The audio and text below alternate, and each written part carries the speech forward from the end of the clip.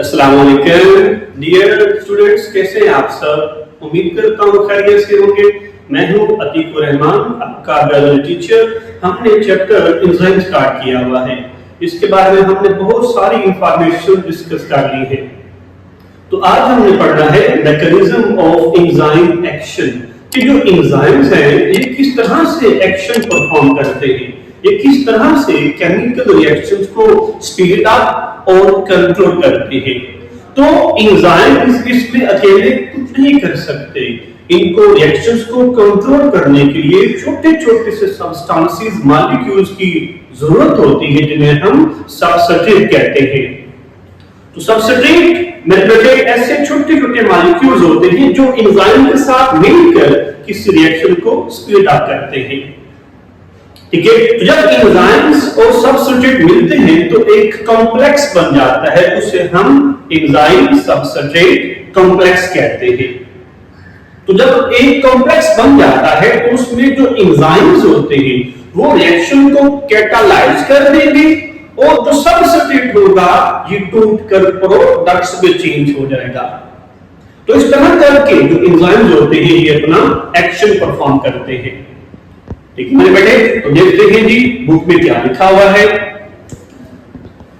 देखिए मेरा, कहते हैं जब एक एंजाइम किसी भी सबस्ट्रेट के साथ बाइंड करता है तो एक कॉम्प्लेक्स बन जाता है, उसे हम एंजाइम सबस्ट्रेट कॉम्प्लेक्स कहते हैं। एग्जांपल देखिए जरा, ये हमारे पास के लिए एक एंजाइम है और ये हमारे पास सबस्ट्रेट है।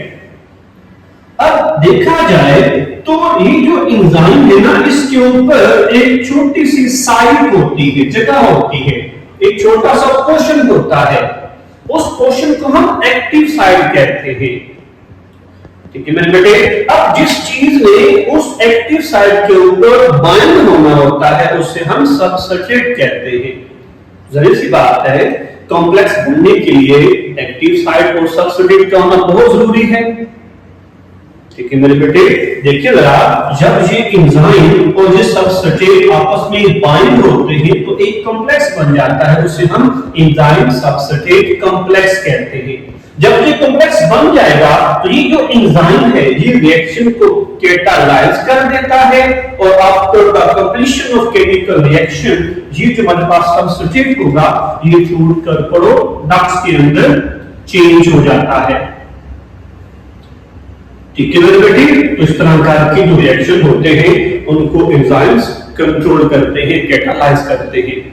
ठीक है, अब इस कॉम्प्लेक्स को समझने के लिए ना हमें एक्टिव साइट और सबस्ट्रेट को डिस्कस करना पड़ेगा।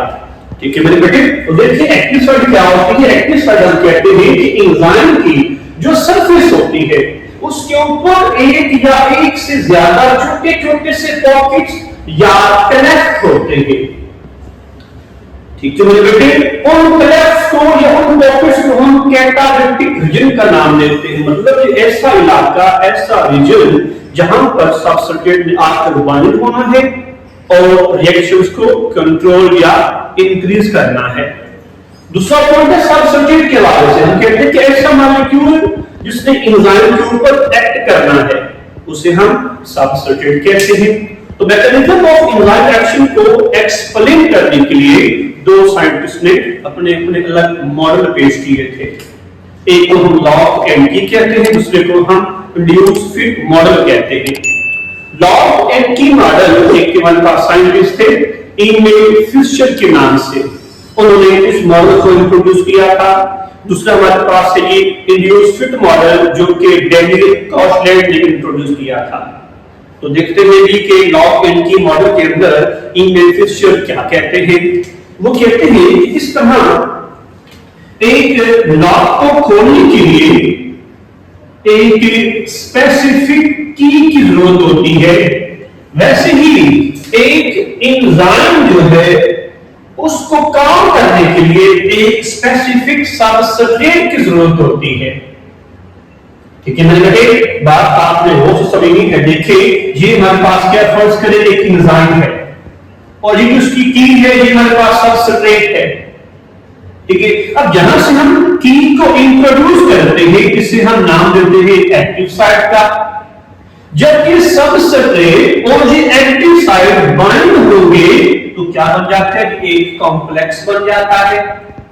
फिर जो सबस्ट्रेट होगा, फॉर एग्जांपल ये की है, जब हम की को घुमाते हैं तो लॉक ऑटोमेटिकली अनलॉक हो जाएगा, खुल जाएगा। ठीक है मेरे बेटे, तो बेसिकली जो ईमेल फिशर है वो यही आइडिया पेश करते हैं कि जिस तरह एक स्पेसिफिक लॉक को खोलने के लिए, एक ताले को खोलने के लिए एक मखसूस चाबी की जरूरत होती है, वैसे ही एक एंजाइम से काम लेने के लिए या एंजाइम को काम करने के लिए एक स्पेसिफिक सबस्ट्रेट की जरूरत होती है। ये हमने आइडिया दिया था ईमेल फिशर ने। ठीक है मेरे बेटे, अब अकॉर्डिंग टू लॉक एंड की मॉडल, ईमेल फिशर कहता है कि जो एक्टिव साइट ऑफ एंजाइम होती है ना, ये हैज फिक्स्ड स्ट्रक्चर। इसकी जो एक्टिव साइट होती है वो रिजिड होती है, सख्त होती है।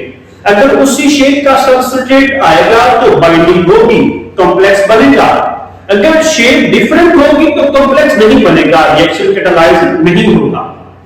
ठीक है मेरे बेटे, दूसरे पॉइंट में कहते हैं कि जो सबस्ट्रेट होता है ये fit precisely into it to form products.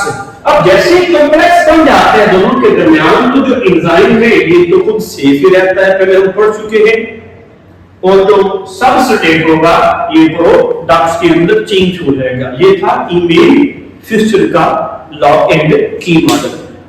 दूसरा मॉडल देखा जाए उसे हम नाम देते हैं इंड्यूस फिट मॉडल, जो कि डैनियल कोस्टैन ने 1958 के अंदर इंट्रोड्यूस किया था। अब according to this law Daniel कोस्टैन कहते हैं कि भाई देखो, जो एक्टिव साइट है ना ये रिजिड नहीं होती, बल्कि ये फ्लेक्सिबल होती है। इसकी कोशिश होती है कि जो सबस्ट्रेट आ रहा है ना उसको अपने अंदर फिट कर लिया जाए, उसके साथ बाइंडिंग बना ली जाए, उसको अपने साथ अटैच कर लिया जाए, ताकि जो रिएक्शन का रेट है उसको कंट्रोल किया जाए या उसको इंक्रीज किया जाए। तो अकॉर्डिंग टू डैनियल कोस्टलैंड कहते हैं कि active site of enzyme is not rigid.